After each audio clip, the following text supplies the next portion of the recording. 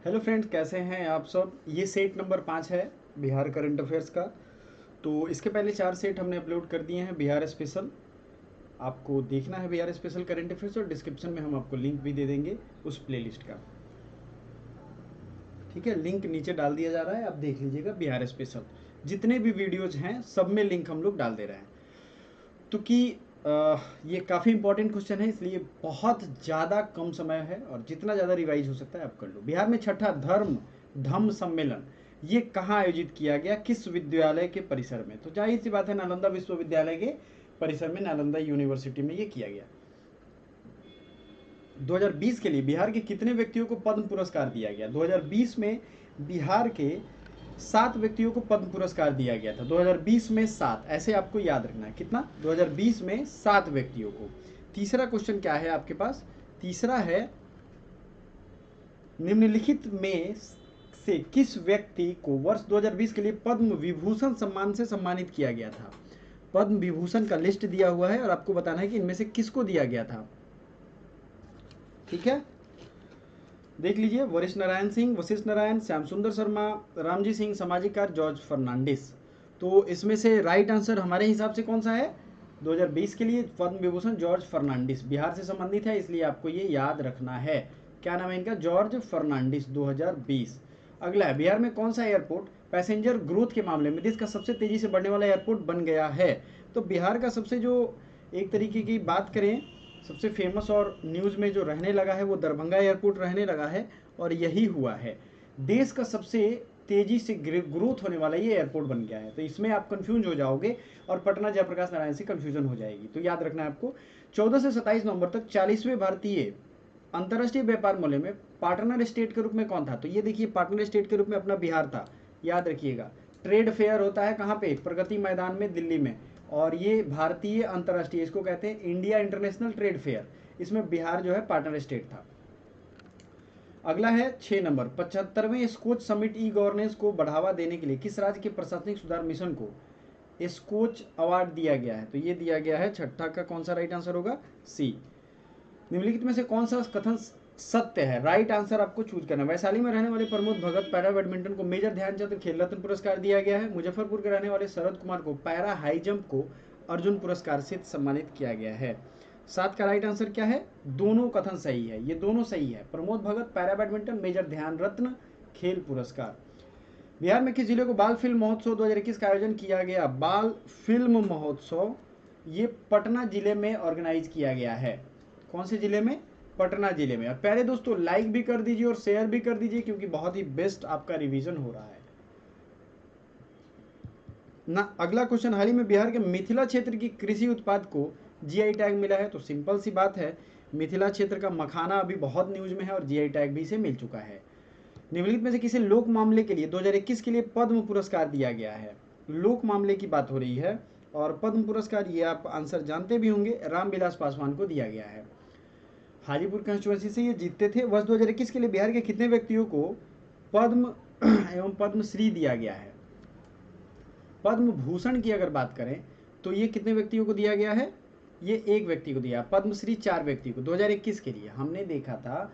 2020 का डाटा भी देखा और उसमें 7 था पद्म पुरस्कार टोटल, लेकिन यहाँ जो डेटा देख रहे हैं उसमें 2021 के लिए एक को दिया गया पद्म भूषण और पद्मश्री दिया गया है 4 को।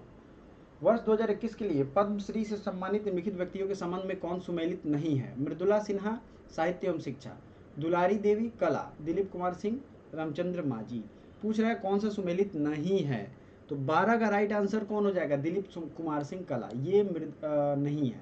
अब आपने देखा ना कि 4 आदमी को, 4 लोगों को मिला है पद्मश्री। पद्मश्री अवार्डेड 4 पीपल में ये दिलीप कुमार सिंह का नहीं मिला। दिलीप, दुलारी देवी कला से हैं, मृदुला सिन्हा तो आपको पता ही है, और रामचंद्र माझी। अगला है, बिहार सरकार ने स्नातक पास करने वाले छात्राओं को कितने रुपए की आर्थिक सहायता देने की घोषणा की है? स्नातक जो पास कर लेंगी, ये योजना आपको पता ही है, 50,000 रुपया उनको दिया जाएगा। ए राइट आंसर होगा। 19 नवंबर 2021 को कौन सा प्रकाशोत्सव मनाया गया? ये ध्यान रखना है आपको। 14 नंबर का राइट आंसर क्या हो जाएगा? 552वां प्रकाश वर्ष मनाया गया। बिहार शिक्षा परियोजना परिषद द्वारा स्कूलों में छात्राओं को सशक्त करने के लिए स्वयं फैसला लेने के लिए किस कार्यक्रम की शुरुआत की गई?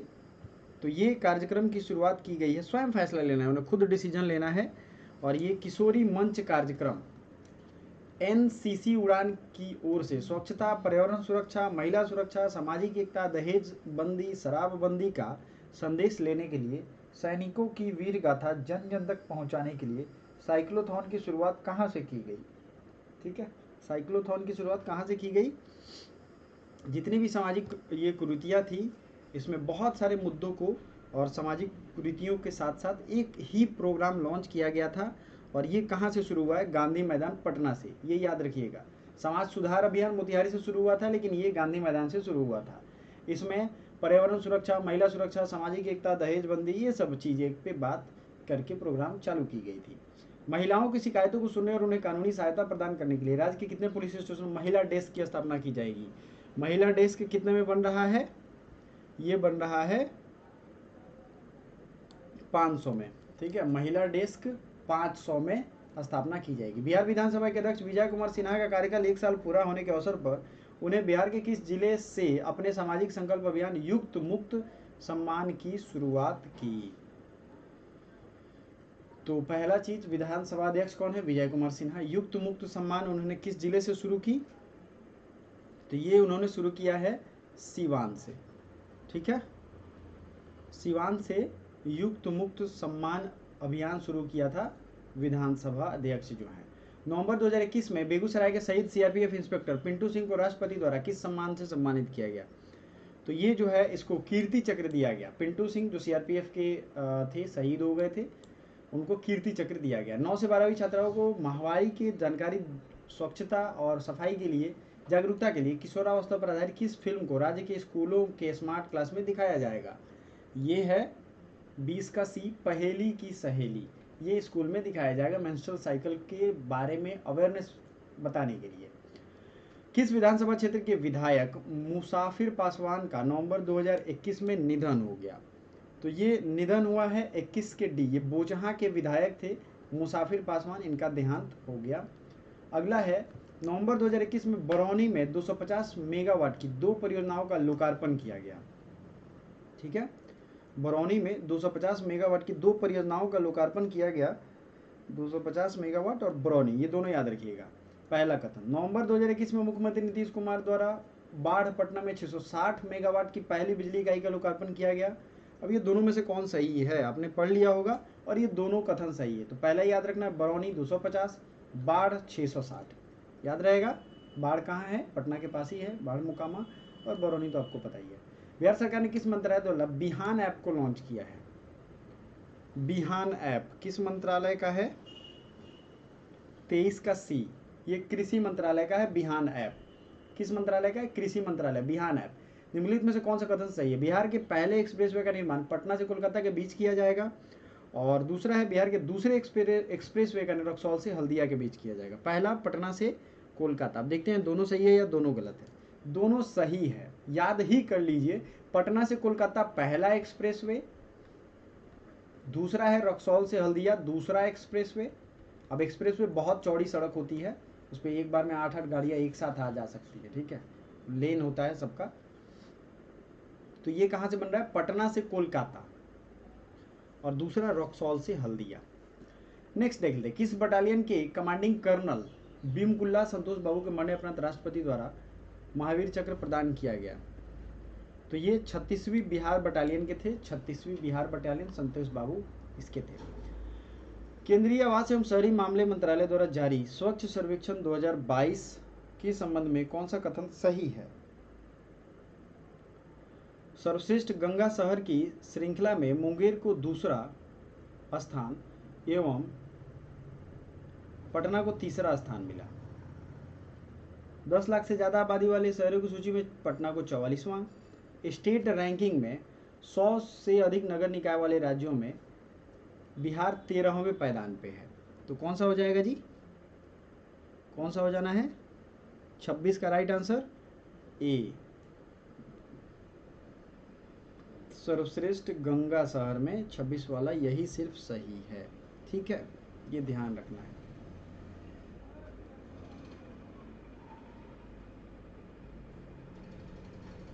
केंद्रीय उपभोक्ता मामले मंत्रालय की घोषणा के अनुसार भारत का पहला चावल का साइलो तकनीक पर आधारित नए भंडारगृह कहाँ बन रहा है? चावल का जो भंडारण किया जाएगा साइलो टेक्निक की वजह से ये करना है बक्सर कैमूर में।